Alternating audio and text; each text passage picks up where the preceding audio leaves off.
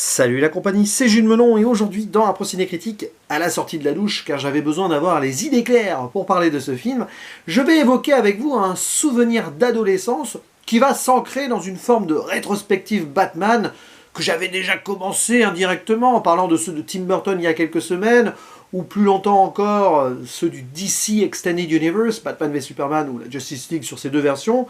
Tout ceci pour préparer évidemment la sortie de The Batman de Matt Reeves début mars, si tout va bien, s'il n'y a pas d'autres reports, etc. Et donc qu'est-ce qui se passe après les Tim Burton?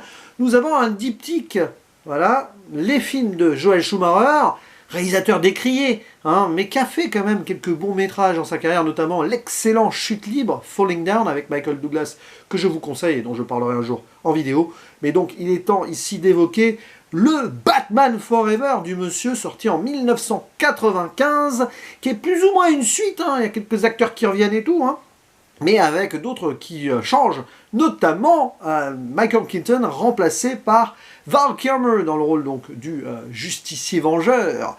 Et à ses côtés, nouveaux ennemis, interprétés par Tommy Lee Jones, dans le rôle de double face, et Jim Carrey, et oui, il est là, en roue libre, dans celui donc d'Edward Nygma, alias l'homme mystère de Riddler. Il y a d'autres aussi protagonistes, interprétés par Chris O'Donnell, le nouveau sidekick de Batman, Robin, et Nicole Kidman, qui est la love interest, le docteur Chase Meridian, sans oublier évidemment les retours des films de Burton, de Michael Gough dans le rôle d'Alfred, ou de Pat Hingle dans celui du commissaire Gordon. C'est aussi la présence de Drew Barrymore. Voilà, on a fait le tour du casting. L'histoire, ça se déroule toujours à Gotham City, qui a changé un petit peu dans l'atmosphère quand même, mais on va revenir sur ce point-là. Et d'autres ennemis de Batman vont s'affirmer. Un qui est déjà là, double face, ancré dès le début du métrage, qui fait régner le crime, etc., avec sa double personnalité. Oui, l'histoire du double est totalement centrale au film. Ça ne change pas forcément ici de Tim Burton, mais bon, quand même. Et donc, Batman, alias Bruce Wayne, le combat, etc. Mais un beau jour, il va y avoir un deuxième ennemi qui va s'associer à double face, un certain homme mystère, Edward Nygma, qui est quelqu'un qui travaille pour Wayne Enterprise, et qui va se faire rejeter son projet par le grand patron, d'ondes cérébrales qui pourrait lire l'esprit des gens et peut-être les manipuler, sorte de casque de réalité virtuelle avant l'heure, etc., etc. Voilà, donc évidemment, Nygma pas content, on va se venger, une sorte de génie Frankenstein un peu timbré, avec un Jim Carrey qui se donne à fond.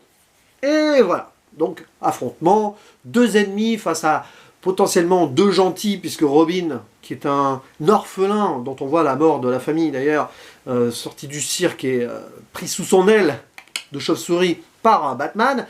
Bref, il va y avoir du coup 2 contre 2 peut-être, etc. Et puis bien sûr, Nicole Kidman, qui est amoureuse de Batman, mais qui va sortir avec Bruce Wayne, qui est docteur en psychologie, donc double personnalité, etc. Et évidemment, le film a été mal aimé, mais moi, je l'ai découvert ado. Et je parlais de souvenirs d'adolescence, c'est un film purement adolescent, donc que j'ai apprécié à l'époque. Je ne l'ai pas vu au cinéma, mais probablement en 96 sur Canal+. Je dois avoir 14 ans, quoi. Et j'avais beaucoup aimé, mais après les revisionnages, même avant la vingtaine, bon, j'avais un petit peu laissé passer les choses. Je l'ai revu peut-être il y a 5-6 ans, et puis là, hop, j'en parle après un énième revisionnage. C'est compliqué, parce que j'ai une petite attache quand même sur un métrage qui est globalement très médiocre, il faut l'avouer. Et pourtant, il y a des choses intéressantes dedans, notamment sur ces thématiques du double.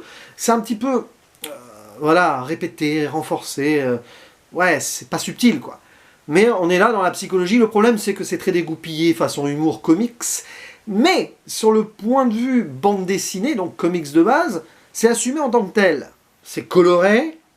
On est plus vraiment dans le gothique de Burton, là, mais dès qu'il y a du danger, il y a du rouge et tout, là, c'est très appuyé. Et bien sûr, les méchants sont en cabotinage total. C'est un peu embêtant pour l'antagonisme. À côté, vous avez un Batman, Bruce Wayne très... alors je vais pas dire pas de charisme, parce que Val Kilmer, bon, allez, à la rigueur, ça sera pas pire que Clooney après, mais c'est très vide. Mais bon, après, on va pas dire grand chose là-dessus, parce que les Batman de Burton, c'était pas non plus la grande caractérisation ultime, voilà, au niveau charisme. Mais c'était un choix de Burton qui était assumé. Ici, tu sens quand même que c'est paresseux. Je vais passer sur la mise en scène qui tente des trucs débulés, c'est un peu le bazar. On voit du coup qu'il y a des cadres, c'est presque, oui, c'est des vignettes comics par moment. Le montage est quand même compliqué, le rythme bizarre, c'est mal équilibré, des fois on s'ennuie, des fois c'est échevelé dans tous les sens. L'histoire, on s'en fiche. Mais bon, on est ici face à une sorte de presque comédie burlesque théâtrale par moment, qui colle peut-être mal avec l'univers Batman et super-héros. Mais j'ai pas envie de l'assassiner, ce métrage. Voilà. Je sais qu'objectivement, entre guillemets, alors je sais que les gens n'aiment pas objectif, subjectif et tout. Oui, c'est pas bon, mais sur mon appréciation personnelle, ça reste attrayant sur certains points. Mais il faut accepter le ton. Et très vite, évidemment, tu peux considérer que c'est un nanar, un navet. Ben ouais, un nanar, pas un navet peut-être. Et du coup, voilà ce que ça donne. Et ouais, par contre, oui, il y a quand même des choses intéressantes sur ce casque de réalité virtuelle contrôle un petit peu de la population.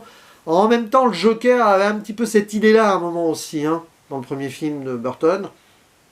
Mais ça reste beaucoup moins iconique, évidemment, que les travaux de ce réalisateur que j'aime beaucoup. Si Joel Schumacher, c'est pas qu'il est en roue libre à l'image de Jim Carrey, mais pas loin. Voilà. Et pourtant, il a rempilé par la suite, donc ce film a marché. Et évidemment, quand on aime Jim Carrey, version de masque et tout, c'est exactement ça ici. C'est pas l'homme mystère de Reader qu'on a face à nous, c'est Jim Carrey lui-même en mode de masque, en mode Ace Ventura. Voilà. Et j'ai l'impression qu'il n'est pas dirigé.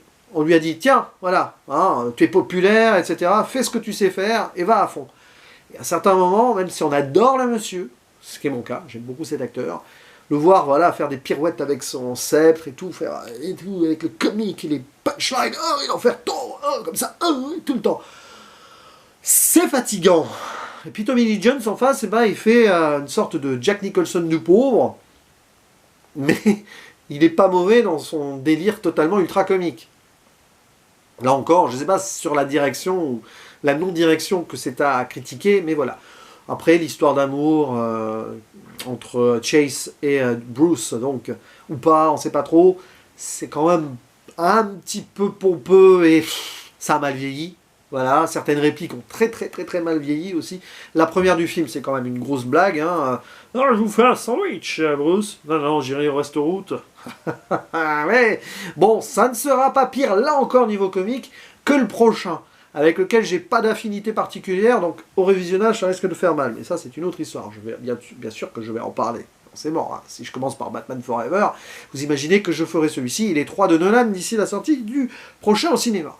Donc voilà, qu'est-ce que je peux dire de plus? Pas grand-chose en fait, parce qu'on perd quand même ce côté Gotham City qui fait peur, je trouve. On est plus dans les frasques voilà, de nos personnages. Même le cliché de l'adolescent, hein, qui est Robin, parce qu'il est censé être plus ou moins ado, même si l'acteur avait 25 ans, bon, qui se rebelle à un moment, donc pris sous son aile par Bruce, à un moment il va voler la Batmobile parce que c'est un ado. Et bien sûr, quand même, à côté, cette thématique intéressante du double, dans le sens où, oui, Robin, c'est une version plus jeune de ce qu'a été Bruce Wayne, il vient de perdre ses parents, il en veut un criminel, tuer ou pas, se venger ou non, tout le dilemme est là. Donc il y a quand même ça qui est effleuré, qui, par moments, ouais, il y a des moments de dialogue plutôt intéressants là-dessus, mais c'est très vite, on va dire, mis de côté pour un humour et un côté décomplexé, trop comics peut-être, dans l'idée de faire du comics, bizarre, de ce Batman Forever. Mais bon, rien que pour Jim Carrey, ouais, et pour la BO finale. Alors la BO, la musique est pas mal d'ailleurs, c'est marrant parce qu'à un moment, tu as l'impression que ça veut singer du Danny Elfman, composé par Elliot Goldenthal. Et bien sûr, si vous restez au générique final, vous avez un morceau de U2 que j'avais oublié d'ailleurs, enfin, pas oublié quand je l'ai réécouté, je dis, ah ouais, elle est bien cette chanson. Et surtout le Kiss from a Rose de Seal. Alors moi, je l'avais découvert avec le clip, parce que dans le générique, c'est quand même très cuté, mais c'est une des chansons qui me fait rappeler pas mal de souvenirs, personnellement. Voilà. Et donc, ce film, si je devais le noter, je sais pas. C'est un petit 6 sur 10 très subjectif. Quand même, il y a des défauts beaucoup, mais voilà. N'hésitez pas à dire en commentaire ce que vous pensez de ce Batman Forever, de ces actrices, acteurs, et de tout cet univers plus ou moins développé ou pas. Je pense que beaucoup d'entre vous vont le dézinguer, hein, ci-dessous, mais libre à vous, hein, clairement. Allez, je vous dis à la prochaine, ciao.